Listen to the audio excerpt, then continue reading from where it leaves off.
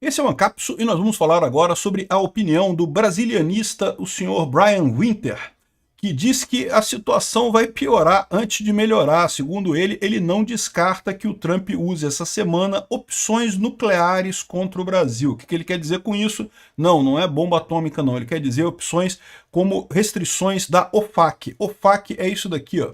O Office of Foreign Asset Control, é o escritório de controle de ativos estrangeiros, e vários países têm sanções na OFAC. Afeganistão, Balcãs, Belarus, Bruma, a República Central Africana, chineses, militares chineses, um monte de gente, Cuba, um monte de restrições aqui, né? E o que essas restrições podem ser? Restrição das empresas americanas venderem serviços para o Brasil, por exemplo. Ele pode proibir as empresas técnicas de tecnologia de vender coisas para o Brasil, como, por exemplo, pode tornar todos os Windows no Brasil ilegais de uma hora para outra, sem suporte, sem manutenção, o que seria um baque aqui para o governo brasileiro, né? Ele pode, por exemplo, proibir transações de cartão de crédito no Brasil, exatamente. Enfim, existe essa opção por quê? Porque, segundo ele diz aqui, ó, isso foi o que os Estados Unidos fez com a Colômbia em janeiro. E a Colômbia, vocês lembram, voltou atrás rapidinho, né? A Colômbia voltou atrás em janeiro, lindamente aceitou os aviões com refugiados, ou com deportados, né? Lembra dessa crise dos deportados no início do ano, que o Lula também encheu o peito para falar que não, porque estão deportando o pessoal algemado, que absurdo e não sei o que lá, sendo que sempre foram deportados algemados, e o Brasil, quando deporta, deporta algemado também, todo deportado vai algemado mesmo. E aí, naquela época, o Gustavo Petro, que é o presidente da Colômbia, criou caso, falou que não ia aceitar os aviões de deportados colombianos lá dos Estados Unidos e coisa e tal, e depois aceitou e acabou a coisa toda, matou o negócio todo por conta dessa ameaça. Vamos entender esse caso aqui. Essa notícia foi sugerida por República Democrática do Xandão, Bombado de Voz Fina e várias outras pessoas. Obrigado aí ao pessoal que sugeriu notícias lá no nosso site, no visãolibertaria.com, e obrigado a você que está assistindo o nosso vídeo. Se você gosta do nosso conteúdo, por favor, deixe o seu like, se inscreva aqui no canal, né? Então aqui, o Brian Winter aqui deu uma entrevista para a Globo News, via BBC, né? Dizendo que vai piorar antes de melhorar, diz o brasilianista, né? Ou seja, é o americano que entende do Brasil. Eu não vejo condições para um cessar-fogo agora. Na verdade, eu acho que vai piorar antes de melhorar. Essa é a avaliação do Brian Winter sobre a crise diplomática envolvendo o Brasil e Estados Unidos depois que o governo americano anunciou tarifas sobre os produtos estrangeiros e revogou vistos de ministros e do Procurador-Geral da República, né?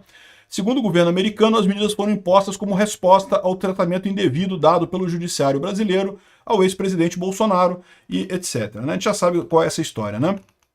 Bom, esse cara, o Brian Winter, viveu 10 anos na América Latina, no Brasil, e é editor-chefe de várias revistas e coisa e tal.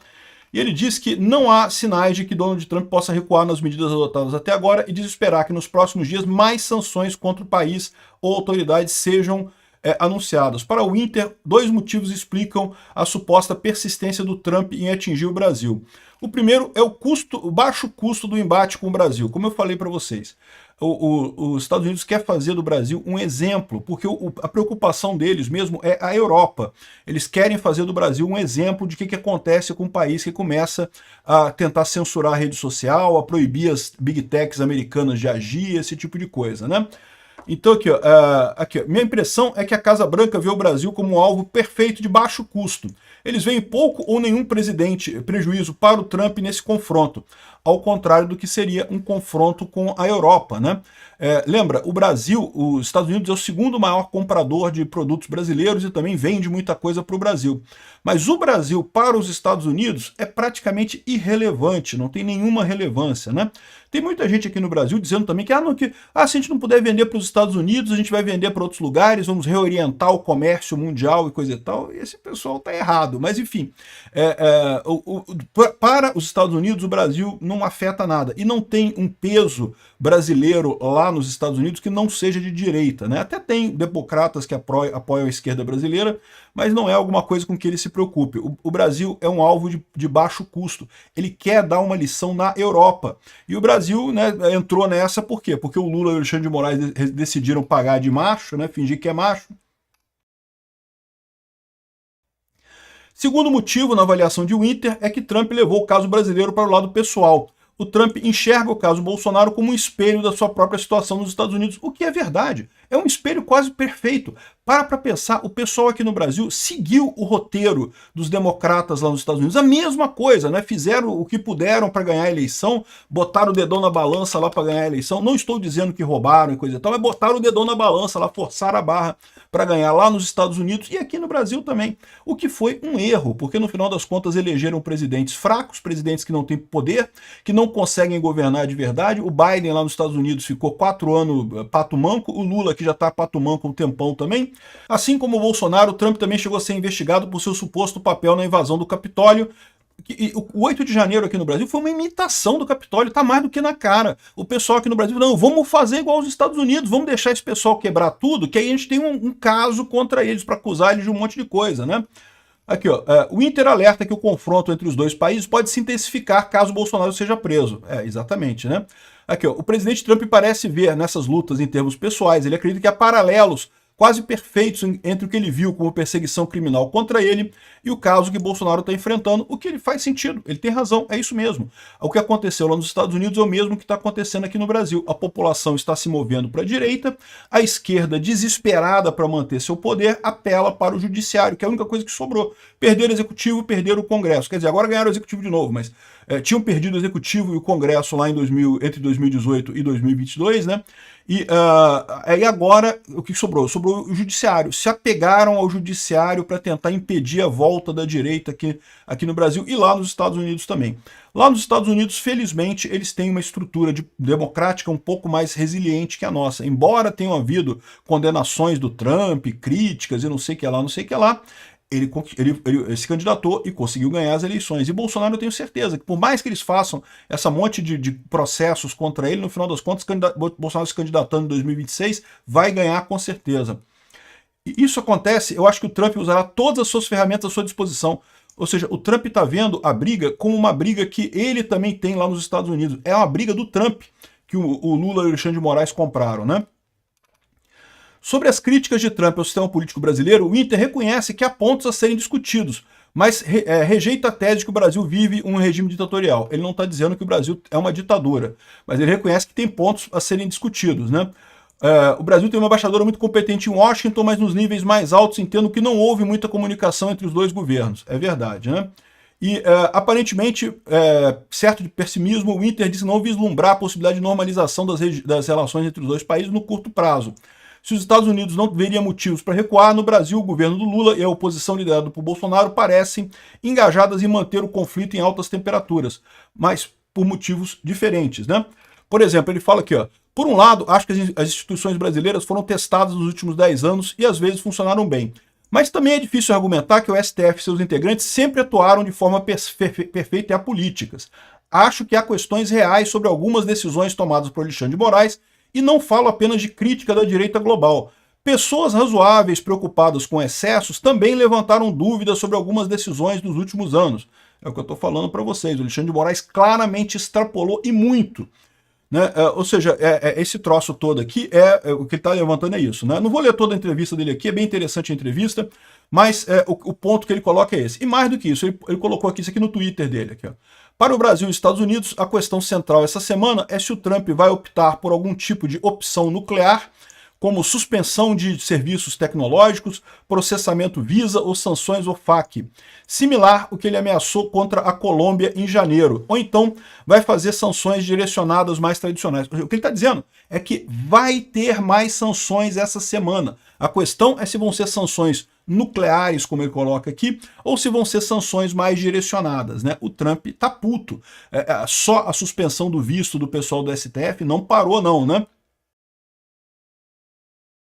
E aí ele coloca aqui como é que foi a questão da Colômbia. Então, relembrando o caso da Colômbia, logo que o Trump tomou posse, né, a esquerda aqui na América Latina quis logo bater no Trump, né, tava doida para bater. É o que eu falo para vocês, o Lula tava doido para bater no Trump desde o início, né, o Gustavo Petro também. E aí, naquela época, teve o caso dos deportados americanos que viriam para o Brasil algemados. Sempre aconteceu isso. Aliás, os voos que foram recusados na Colômbia e aqui no Brasil também criaram uma confusão danada com esses voos, eles tinham sido programados pelo Biden. O Biden que mandou aqueles voos, né? Ok que eles aconteceram depois do Trump tomar posse, mas eram voos de rotina que vinham sendo feitos já há muito tempo, sempre teve esse tipo de coisa. E sim, os deportados sempre foram mandados algemados para o país de origem. Aliás, o Brasil também algema os deportados quando manda para outros países, e aí quando chega lá no país, o país decide o que vai fazer com eles, se vai manter algemados, se vai prender, se vai soltar, o que vai fazer, né?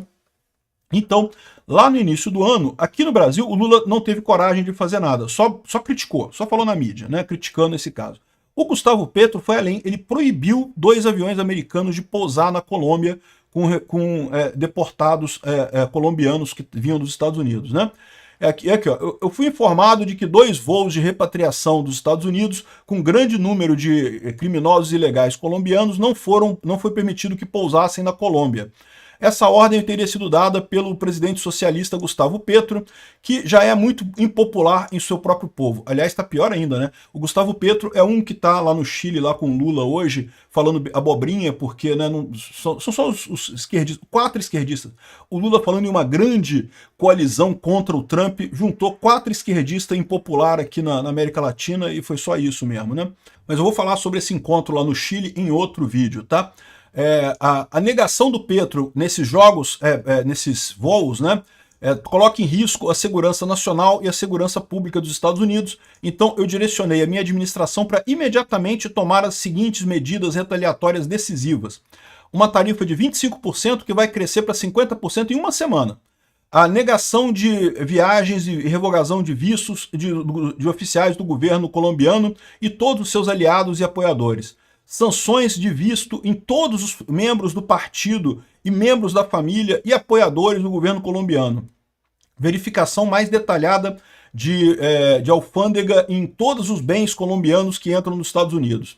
E aplicar o IEPA, sanções bancárias e financeiras a serem completamente impostas.